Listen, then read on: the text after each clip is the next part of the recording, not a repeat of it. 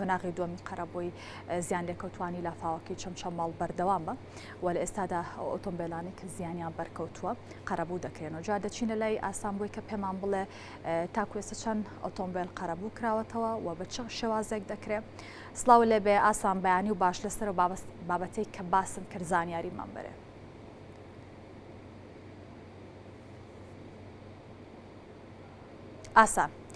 ئاسان ئەگەر گوێ لە من بێ وا دیارە گرفتێکی هونەریە سارا دواتر دەرفەتە بوو وەگەڕێنەوە لای هاوکارمان ئاسان لە چەمچەماڵ. بەڵێ ئاکەم دەچینە لای تەوەری یەکەمی پرۆگرامەکە باشە باس لە چەندین پرۆژەی خزمەتگوزاری و جیاواز دەکەین لە سێ سادق کە لە ساڵی 2025 کراوە لەگەڵ میوانەکەمان ڕەزا محەممەد قایمقامی قەزای سەی سادق زیاتر گفتوگۆ لەو بابەتەواکەین. سڵاو لەبێ کاک ڕەزا زۆر سپاس کە ئەمڕۆ لێرە ئامادەی. زۆر سپاس بەیانی ئەوە باش بەیانی سەرجەم بینەرانی کەناڵی ئازیزی کورسات باش سپاس بۆم بەسەرکردنەوە و دەرفەتە ئومێدەوارین کەناڵی کورسات بە دڵنیاییەوە هەروەکو لە ساڵانی ڕابردووە لە خەمی پرۆژە خزمەتگوزاریەکانی سەرجەم دەڤەرەکانەوە بە دڵنیایەوە لە وەرزی نوێژدا لەو ڕۆ درێغی ناکەن و سپاس بە وەڕێستان. بەڵێ زۆر سپاس. کاک ڕەزا ساڵی 2025 پێم وە بە ساڵێکی پرۆژە و چالاکی بۆ سێ سادق ئەگەر بەگشتی باسێک لە چالاکیەکان بکەین. سەرەتا ئەمەوێ لەوە دەست پێ بکەم ئێمە لە 18 2024 جەنابی کاقوبات جێگیری سەرۆکی ئەنجومەنی وەزیران سەردانی قەزای سێ سایقی کرد و کۆبوونەوەی لەگەڵ ئێمە و سەرجەم فەرمانگەکان لە سێکتەرە جیاوازەکانە کرد. هەر لەو سەردانەدا ئێمە کۆمەڵەیە پرۆژەی جیاواز کە سەرجەم سێکتەرەکانی لە خۆی گرتبوو خسمانە بەردەستی بە ڕێزیان بە خۆشحاڵیەوە و بە سوپاسەوە بە ڕێزیان تەواوی داواکاریەکانی ئێمە بەپی قۆناغبەندی ڕەزامەندی لەسەر دەربڕی و خۆشبەختانە ئێمە لە 2025 توانیمان کۆمەڵێک لەو پرۆژانە بخینە بواری جێبەجێکردنەوە هەڵبەتە بەڕێستان ئەزانن هەموو پرۆژەیەک پێویستی بە کۆمەڵی ڕێکاری یاسایی و ڕێکاری کارژێڕی هەیە. دوای تەواوبوونی ڕێکاری یاسایی و کارژێڕەکان بەشێک لەو پرۆژانە توانرا لە ساڵی 2025 جێبەجێ بکرێ هەروەکو ئاماژە ئەگەر بمێ ئاماژە بە بەشێ لەو پرۆژانە بدەم. پرۆژەی نوێژەنکردنەوەی ئینارە و ڕووناکردنەوەی سەرجەم شەقامەکانی سێ سایق کە ئێستا لە بواری جێبەجێکردنە زیاتر لە 180 کارەکانی تەواو بووە. جگەلەوە یەکێک لەو بوارانەی تر کە سێکتەری وەرزش و لاوانە هۆڵی داخراوی وەرزشی کە قەزای سێ سایق بە حکمی ئەوەی کە یەکێکە لە قەزا گەورەکانی سنووری پارێزگای سلێمانی و بەپی دواسەر ژمێری دانیشتوانیش سەرونەوە 3000 کەس دانیشتوانی قەزاکەیە. یەکێ لە پێداویستە سەرچیەکان و داواکاریەکانی گەنجان و وەرزشکارانی قەزاکەمان بوو. خۆشببختانە ئەو پرۆژەیەش بە هەمان شێوە سەرڕایەوە یەکێک بوو لە پرۆژە ڕاگیراوەکان کە پێشتر لەسەر بودجەی پترۆ دۆلار پارەی بۆ تەرخان کرا بوو بەڵام دووبارە لەسەر ڕەزامەندی بەڕێز کاقوبات نەختینەی پێویست بۆ پرۆژەکە دابین کرا و پێشتر ڕاگیرا بوو لە 2014 ئەو پرۆژەیەکێک بوو لە پرۆژە ڕاوەستە ڕاگیراوەکان و دواتر چەند جارێکی تر دەستکراوە بەکارکردن بەڵام بە ئەنجام نەگەیشت. خۆشبەختانە ئێستا لە قۆناغی کۆتاییە ئەو پرۆژەش کامەژەیەکێک بوو لە پرۆژەکانی تر. هەروەها قەزای سێ سایق بە حکمی گەورەیەکەی و ئێمە پێشتر کۆمەڵێ دراسە و لێکۆڵینەوە هەبوو کە ژمارەیەکی زۆر مناڵی ئۆتیزم لە قەزاکەمان نابوونی هەیە و نەبوونی سنتەرێک لەو قەزایە بەڕاستی داواکاریی هەنووکەیی بوو. خۆشببختانە لەسەر ڕەزامەندی بە ڕێزیان و لەسەر بودجەی ئیدارەی گشتی یەکێتی نیشتمانی کوردستان بڕی 230 میلیۆن دینار تەرخان کرا بۆ دروستکردنی بینای سنتەری ئۆتیزم کە لە ئێستاە لە جێبەجێکردنایە. لە 2025 دەستکراوە بە کارکردنتیایە و ئێستاش کار بەردەوامەتیایە. هەروەها یەکێ لەو پرۆژانەی تر پارکی گشتی سێ سایق بوو. لە ساڵانی ڕابردووە پارکێکی گشتی لەو قەزایە دروست کراوە بوو لەسەر ڕوبەری 25 دۆنم بەڵام بەداخەوە بە هۆکاری کۆمەڵێک گرژی و ئەو بارگرجیانەی کە زۆربەی سنوورەکانی گربوو و سایقیش لەو گرجیانە بەدەر نەبوو ئەو پارکە بە تەواوی وێران بوو بە خۆشحاڵێەوە ئەویش بە هەمان شێوە لەسەر بجێی ئیداری گشتی یەکێتی نیشتمانی کوردستان 300 میلیۆن دیناری بۆ تەرخان کرا و لە هەفتای داهاتووە دەسەکرێ بەکارکردن لەو پرۆژەیەشدا. ئەمە جگەلەوەی چەندین پرۆژەی ترمان هەبووە کە پەیوەندی بە کۆنکرێتکردن و شۆستە و خێرتاوکردن هەم ڕێگەی گوندەکان و هەروها بۆ گەڕەکانی سنتەری قەزای سێ ساعت یەکێ لەو پرۆژانە کە تێچۆکەی بە نزیک 1 میلیارد دینارە لەسەر بودجێ وەزارەتی ئەشغاڵ و ئاوادانکردنەوەی حکوومەتی ناوەندی جێبەجێ ئەکرێەوە بە هەمان شێوە بە هەوڵی جەنابی کاقوباد و بە هەوڵی نووسنگەی بەڕێزیان توانیمان بودجەی پێویست و ڕەزامەندی وەربگرین و ئەو پرۆژەیەش لە ئێستایا بە کۆتاگەیشت. باشە کاک ڕەزا کاقوباد بەردەوام لە چەندین بۆنەدا تەشیدی کردوتەوەی کە پێویستە سەرجەم ناوچەکانی هەرێمی کوردستان بە یەک چاو سیر بکرێت جیاوازی نەکرێت تەنانەت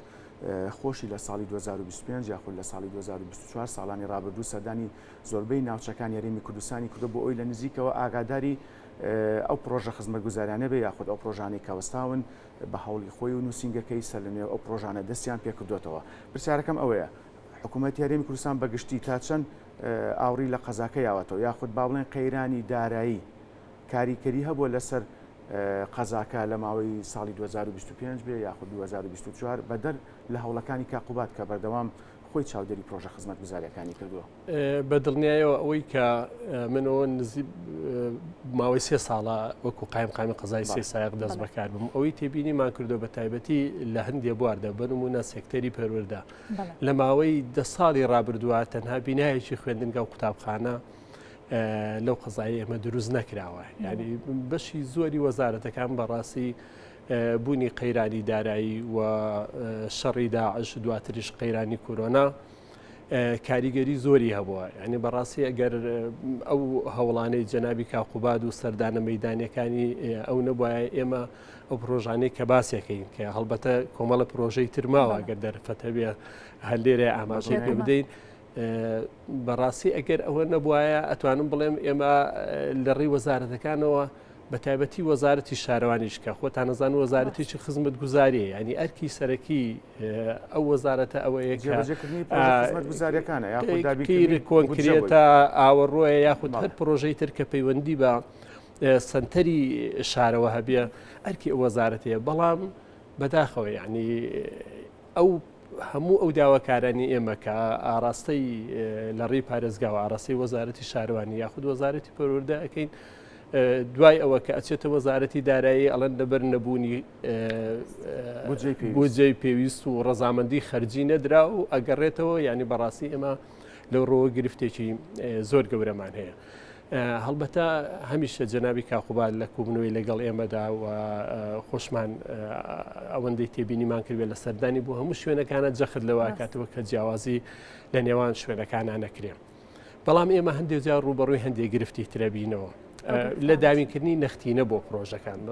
بۆ نمونە جەنابی کاقوباد ڕەزامەندی لەسەر پرۆژەداوە و جێبەجێ بکرێ و تەرخانی هەیە و هەموو ڕێکارەکانی تاوا بۆ بەڵام زۆر جار ڕەنگە بەڕێوەبەرێک لە بانقێکە یا فەرمانبەرێک جۆرێک لە جیاوازی لە نێوان شوێنەکانە بکە کە ئەمە مەسەڵەن ئەمە زیاتر یعنی شتی کەسیە ینی بەڕاستی ئەمەیان شتێکی ئیدە پەیوەندی بە کوی پرۆسەکەەوە نییە. خۆشبەختانە ئێمە ئەو پرۆژانە ئەتوانم بڵێم جێگوی ئومێدە بۆ قەزاکەمان. من یەکێ لەو شتانەی تر کە بە پێویستم زانێ ئاماژەی پێ بدەم بینای کۆمەڵگەی فەرمانگەکان کە چەندین فەرمانگە لەو بینایە ئەتوانێت خزمەت بگەێنێ بە خەڵکی ئازیز و خۆشەویستی شاری سەی سایق لە ساڵانی ڕابردووە ئەو بینایە سووتێنرا بەداخەوە لەسەر ڕەزامەندی جەنابی کاقوباد لە ئێستادا بە گوژمەی زیاتر لە 450 میلیۆن دینار بە شەجیاجیەکانی بیناکە لە قۆناغی کۆتایی نوێژەنکردنەوەیەتی کە زیاد لە 5 فەرمانگە دێتەوە ئەو بینایە کە ئێمە خۆمان وەکو قایم قامێت وەکو بەشی پۆلیس لە ئێستاە لەو بینایە داوامەکەین و بۆی ینی بەڕاستی تەواوی فەرمانگەکان بەشێکیان چوو بۆ خانووی کرێەوە هەروە بەشێکیان کەوتووە دەرەوەی شار کە بارگرانێکی زۆری بۆ خەڵک دروست کرد بوو ئێمە جارێکی تر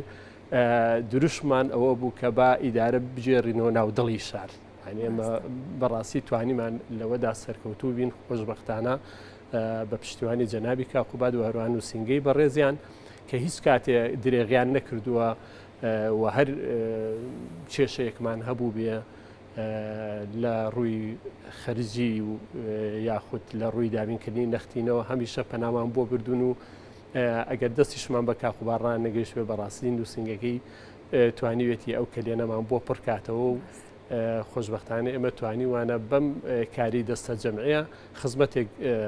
بە خەڵکی ئازیزی ئەو شارەمان بکەین کە ئەرچی سەرشانوانە بڕاست ئەمەجێکی دڵخۆشیە کاک ڕزاواتە تاوای کار و چالاکیەکان تاوای سێکتەرەکان ئەگرێتەوە ئەگەر ئاماژەی پێ بدەم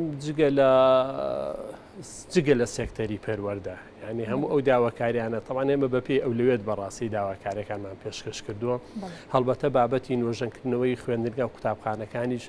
بە هەمان شێوەیەکێک بووە لەو کارانەی کە لە ماوەی 2 ساڵی ڕابردووە ئیداری گشتی یەکێتی نیشتیمانی کوردستان درێغی نەکردووە ئەم ساڵی زیاتر لە 5 بۆ 6 خوێندنگا و قوتابخانی بۆ نۆژەن کردوینەوە ئەی خوێندنگەی نوێ وەکو خوێندنگەی نوێژ وەکو کەرتی تایبەت خوێندنگەی نمونەی دروست کراوە کە یەکێک لە سەرمایهدارە بە ڕێزەکان کاک سامان جاف لە ساڵی ڕابردووە بە گوژمەی زیاتر لە 3 میلیۆن دلار خوێندنگەیشی نمونەی لەو قەزایە دروست کرد و ئەوەی کە هەیە ئێمە لە پلانماندا هەیە بەڕاستی بۆ دروستکردنی بینایی 8 پۆلی و 12 پۆلی و هەموو ئەوانە هەوڵەدەین لە ڕێگەی وەزارەتی پەروەردەوە ئومێد دەکەین نەخێر هیچ بەڵێنێک نێ ئومێد دەکەین لە ساڵی داهاتووە بتوانین ئەو گرفتە و ئەو کەلێنە و ئەو کەم تەرخەمێ ئەگەر لە هەر وەزارەتێکە هەبێ بە هەر هۆکارێکە بێ بتوانین بە هەموو لایەک ئەو لەم پەرانە لا ببرێ و بتوانرێت لەو بوارانەشا خزمەت بکرێ. یەکێکی تر لە پرۆژە گرنگەکان کە بەڕاستی بۆ باسی ئێمە پلانی ئایندەمان کرد ئێمە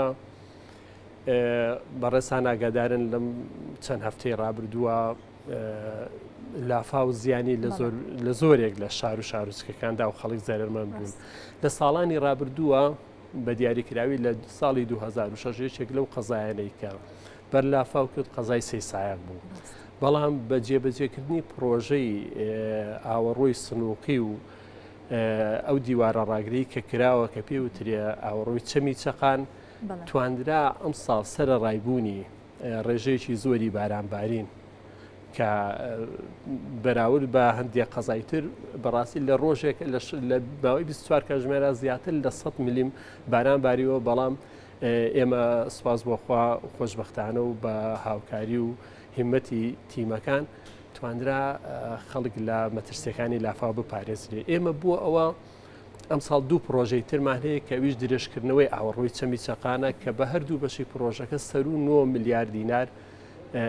بودجێ بۆ تەرخان کراوە قۆناغی یەکەمی بە بڕی زیاتر لە 4 میلیارد دینار کە لەسەر بودجێی گەشەپێدانی هەرێمەکانی پارێزگای سلێمانی لە ساڵی 2025 بوو کاک ڕەزا ئەمە لە 2025 ئاعلانی بۆ کرا لەسەر بودجێی گەشەپێدانی هەرێمەکانی پارێزگای سلێمانی بەڵام بەڵێن دەروەری نەگر ئەوە بەدڵنیاو ئەکەوێتە 2026ەوە جێبەجێکردنەکەی ئەمە قۆناغی یەکەمی قۆناغی دووەمیشی بە هەمان شێوە لە سیانزەی 2025 ڕەزامەندیمان بۆ وەرگرتووە کە کۆی ئەو پرۆژانەی ڕەزامەندی بۆ وەرگیراوە لە سەر و 9 میلیارد دینارەوەیە کە بەشی سەرەکیان ئەو ئاوەڕۆی سنووقیە کە من ئاماژەم پێدا بە حکمی فراوانبوونی شار و دروستبوونی چەند گەڕەکێکی تر بەشێکی تر کەوتونە سەر ئەو شوێنەی ئەو مەوقعی کە هێشتا ئاوەڕۆکە نەیگرتوێتەوە بەڵێ بە هەردوو ئاراستە هەم پێش لە سەر و سێ سایقەوە لە خوار و قەزای سێ سایقیشەوە لە هەردوو بەشەکەەوە ئاوەڕۆی سنووقی درێژەکرێتەوە ئەمە جگە لەوەی کە ئەتوانێت تەواوی ئاوەڕۆی گەڕەکان کۆ بکاتەوە و ئەو گەڕەکانە لەو پیسی و ئەو پیسبوونی ژینگەی کە ئێستا بەدیەکرێت لەو گەڕەکانە ئەو گرفتە چارەسەرەکە و هەروەها بە دڵنیاییەوە ئەوە پرۆژەیەکی بەڕاستی ڕاستە لەوە چێ زۆر دیار و بەرچاو نەوێ بەڵام لە کاتی بوونی ڕوودانی کارەسا تا گرنگی ئەو پرۆژانە ئەبینی کە چەند خزمەت بە خەڵکەکە. بەڵێ کاک ڕەزا قەزای سێساق بە ناوچەیەکی کشتتوکاڵی گرنگ ناسراوە تا چەند بایەخ یاخود گرنگی بەم کەرتە درراوە. ئێمەیەکێ لە کارەکانمان و پلانی ئایندەمان بەڕاستی لە 2026 تەرکیزمان لەسەرەوەی کە کار بکەین لەسەر بەگەڕخستنی بابەتی بەنداوی کەڵۆس کە یەکێکە لەو بەنداوانەی کە لە چەندین دەیە پێش ئێستاوە دراسە کراوە کە بەنداوێک دروست بکرێت کە زیاتر لە 76 میلیۆن متر مکعب ئاوەگری ئەو بەنداوە. دراساتی ئەوەلی کراوە دیزاینەکەی کراوە ئێمە بەپێ ئەو بەدوادا چۆنانی کە کردومانە لە ڕێگەی بەڕێبەرایەتی گشتی بەنداوەکان و کۆگاکانی حکوومەتی هەرێمی کوردستان ئەم ساڵ بەڕاستی بەرنامەی ئێمە جگەلەوەی کە سەردانی وەزارەتی کوشتتوکاڵ ئەەکەین و لەگەڵ ئەو برادرانە لە بەڕێبەرایەتی گشتی بەنداوەکان و کۆگاکان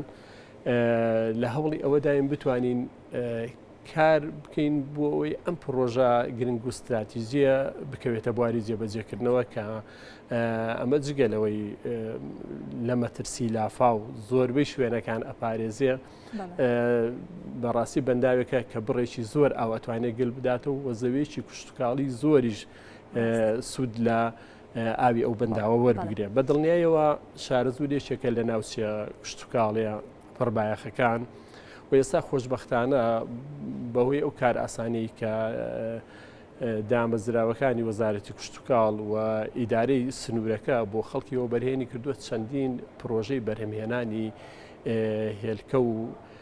سەربڕیخانە ئەوانە بەڕاستی لە سنوورەکە دروست کراوە کە بەڕاستی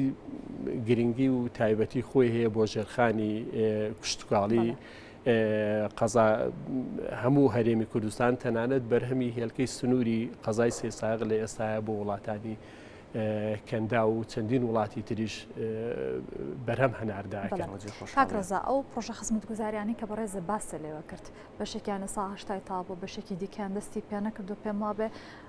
دەستیان پێ نەکردو هیچ پرۆژێکی دەستی پێ نەکردبێت و لە 2026 دەست پێ بکە و یاخود بگاتە 2027 یاخود تاوای پرۆژەکان تەواو بن لە 2026 لە 26 بەدڵنیایە تەواوبێتیشتر لەو پرۆژانەی ترمان کە هەموو قۆناغەکانیشی بڕی قیرتاوکردنی ڕێگای گۆڕستانی نوێی قەزای سێسایق بوو کە ئەویش بە هەمان شێوە داواکاریی تری خەڵک بوو و جەنابی کاقوبات بە هەمان شێوە ڕەزامەندی لەسەر ئەو پرۆژەدا و بڕی 450 میلیۆن دیناری بۆ تەرخان کرا و بەڵێندەر وەریگر بەهۆی وەرزی بارانبارینەوە نەتوانرا دەست بەکار بێت لە دوای مانگی 3 و مانگی 4 بەدڵنیایەوە دەستەکرێ بەکارکردن لەو پرۆژانەدا ئەمە جگەلەوەی ئێمە چەندین پرۆژەی تری قیرتاوکردنی ڕێگای گوندەکانمان هەبوو بە بڕی زیاتر لە 1 میلیارد دینار و هەروها پرۆژەی ئاوی چەند گوندێکیش کە ڕاستەخۆ لە ڕێگای بەڕێوەبەرایەتی ئاوی دەوروبەری سلێمانی و لە ڕێگای لیژنەکانی ئەوانەوە پرۆژەی تۆڕی ئاو و خەزانی ئاو بۆ گوندی بەردەڕەشە لە سنووری ناحی بەرزنجە واروەها گوندی قاڵی زۆی سەر و خوار و بە هەمان شێوەی ئێستا لە بواری جێبەجێکردنایە و کە کۆی ئەو پرۆژانش سەر و 400 میلیۆن دینار تێچوو ئەو گوندانی کە پێویستیان پێێتی یاخود ئەو گوندانی بەدڵنیایە ئەو گوندانە کۆمەڵی گوندی ئاوەدانن و تاوان ئێمە یەکێک لەو قەزایانین کە گوندەکانمان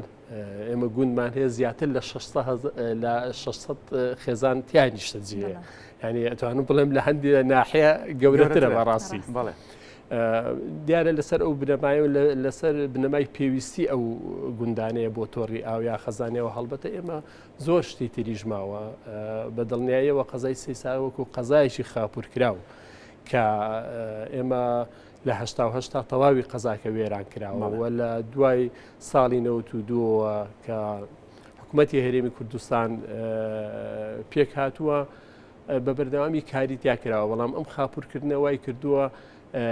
پێداویستی ئەو قەزایی ئێمە هەر پێداویستی قەزاکە ئێمە زیاتر بێ لەو شوێنانی تر کە بەر شاڵاوی وێرانکردنەکردو هەر لەسەر ئەو بنەمایەشە بەڕاستی جەنابی کاقوبات هەمیشە تاکی دەکاتەوە کاوێ ئەو شوێنانە زیاتر بەسەر بکرێتەوە و گرنگیان زیاتر پێ بدرێ و وەکو شوێنێک کە زیاتر زەرمەند بوون و لەسەر ئەو بنەمایش بەڕاستی ئێمە توانیمان ئەو پرۆژەیە لە حکوومەتی ناوەندی بێنینە قەزاکەەوە کە خزمەتی بەشێک لە گەڕێکی بەرچێ و کە پرۆژەکە کۆنکرێتکردنی ئەو گەڕەکە بوو. باش کاک ڕەزا با بینە سەر دابشکردنی زەوی بەسەر فەرمانبەرانە. ئەم پرۆسێ لە ئێستاە چۆنە هەماهەنگی قایمقامیت لەگەڵ شارەوانیە لەو بارەوە بەچ میکانیزمێک ئەم پرۆسێ بەڕێوەچێت؟ ئێمە زیاتر لە 2000 فەرمانی دابشکردنی زەوی گەڕاوەتەوە بۆ سنووری قەزاکە ئێمە، بەڵام ئەو بڕێی کە پێویست بێ بۆ فەرمانبەر و کارمەندانە لە ئێستاە بەڕاستی بەردەست نییە. دەستمان کردو بە ڕێکاری کوژانەوەی ژمارەیەک پارچە زەوی. ئێمە یەکێ لە گرفتەکانی ئێمە ئەوەیە کە بەشی زۆری زەویەکانی قەزای سێساغ زەوی کوشتتوکاڵیە، جگە لە زەوی کوشتتوکاڵی شوێنێکی تر نییە تاوەکو ئێمە کوژانەوەی بۆ بکەین یاخود ئفراز بکرێ و بتوانین دابەشی بکەین. بۆیە دەستمان بە ڕێکارەکان کردووە سەرۆکایەتی شارەوانی سێسایغ نووسراوی ئاراستەی بەڕێوەبەرایەتی کوشتتوکاڵ کردووە بۆ ئەوەی کاری دەست هەڵگرتن لە ژمارەیەک پارچە زەوی ئەو ڕێکارانە تەوا بێت. هەڵبەتە دوای تەوابوونی ڕێکارای ئاسایەکان کاری جیاکردنەوەی پارچە زەویەکان و دابشکردن ئەکرێ. بەدڵنیایەوە هەماهەنگی هەیە و من خۆشم وەکو سەرۆکی یەکەی کارژێڕی ئەو هەماهەنگێم بۆ لە نێوان هەردوو فەرمانگەکەیان دروست کردووە و هەروە تەنانەت لەگەڵ جوتیارانی چونکە خۆتان نەزانن ئەوە مافی جوتیاری لەسرە و ئەو زەویانە ساڵانە ئەچێڵدرێ و بەروبوومی لێ هەڵەگیرێتەوە. بۆیە لە ماوەی ڕابردووە گرفتی کۆمەڵی جوتیار هەبوو لەسەر ئەو بابەتە توانیمان ئەو گرفتەش چارەسەر بکەین و دەستکراوە بە ڕێکارەکانی کوژانەوەی پارچە زەوی پێویست. بەڵێ دەستخۆش. کاک ڕەزا ئەگەر شتێکە بە ئێمە باسمان نەکرد بە یاخود بەڕێزە بتوێ ئاماژەی پێبێ شتێکە؟ وەڵا ویستم ئاماژە بەوە بدەم ئێمە سێکتەری تەندروستی یەکێکە لە سێکتەرە گرنگەکان و قەزای سێسایغ لە ئێستاە وەکو ناوەندێک وایە کە لە قەزاکانی دەوروبەرەوە بەڕاستی نەخۆش سەردانی قەزای سێسایغەکە بە تایبەتی نەخۆشخانەی گشتی شەی شەوکەت کە خزمەتێکی دیار و بەرچاوەکە جگەلەوە سنتەرێکی کلینیکی ددان لە قەزاکەمان هەیە بە هەمان شێوە خزمەتێکی دیار و بەرچاوەکە و هەر ئەمەوێ لێرەدا ئاماژە بۆ ژدەم بە سوپاسەوە دیسان لەسەر فەرمانی جەنابی کاقوباد مەکتەبی سکرتارێت ژمارەیە کەلوپەل و پێداویستی لە کورسی ددان و چارەسەر بۆ ئەو سنتەرە دابین کرا لە ساڵی ڕابردووە و بۆ ئەم ساڵیش بەڕاستی پلانمان ئەوەیە و ڕەزامەندیشمان وەرگرتووە بۆ دابینکردنی ئامێرێکی سیتیسکان بۆ نەخۆشخانەکە کە بەمەش بەڕاستی خزمەتێکی تر بە ئەتوانین بە خەڵکی سنوورەکە بکەین بەڕێزا بابەتێکی کەشێ ئەویش زۆر گرنگە. ئاشکرا قەزای سێسادە بۆ ناوچەیەکی گەشتیاری گرنگدارێت لەم بوارەیە لەم چیتان کردووە یاخود بەنیازن لە ساڵی 2026 چۆن گرنگی و بایاق بە کەرتی گەشتیاری بن لە سنووری قەزاکەتانە؟ سەبارەت بە سێکتەری گەشتگوزار لە سنوورەکە ئێمە کەمتر ئێمە تەنها لە ڕابردووە سەراوی سوبحاناغا هەبووە، بەڵام لە ئێستا سەراوی سوبحاناغا بەڕاستی بەهۆی فراوانبوونی گوندەکەوە ژمارەی مڵکی زۆر کەم کە ڕوبەرەکەی لە 22 تێپەڕ ناکە مڵکی گەشتگوزارە، بۆ ئەتوانم بڵم شوێنێکی گەشتیاری ئەو تۆمان نییە ناتوان ئیسیسماری تیا بکەن بۆ لە ڕاستیە کارمان لەو بارەیە ینی هیچ پلانێک لە 26 پلانێکمان بۆنێ ئەوەندەی کە ئەمانەوەی گرنگی بە سێکتەری کوشتتوکاڵ و هەندێک سێکتەری تر بدەین وەکو گەشتگوزار لە ئێستا شتێکمان نییە بۆ هەرچەندە ئێمە سەبارەت بەو مڵکانەی گەشتگوزار لە ساڵی ڕابردووە نووسرامان ئاڕاستەی بەڕێوەبەرایەتی گشتی گەشتگوزاری سلێمانی کرد بۆ ئیلانی کەم سنووری مڵکەکانیان دیاری بکەن و بۆی بتوانین ئەگەر وەکو بەڕێوەبەرایەتی گشتی پلانێکیان هەبێ بە هەمانگی لەگەڵ ئێمە بتوانین لەو بارەشا کار بکەین، بەڵام تا ئێستا شتێک نەکراوە. ئینشاءڵڵا. کاک ڕەزا زۆر سپاس کە ئەم بەیانیە لەگەڵمانابووی ئەرکە کێشە. سپاس بۆ بەڕێست. بەڵێ زۆر سپاس. ڕەزا محەممەد قایمقامی قەزای سێ سادق دووبارە سپاس.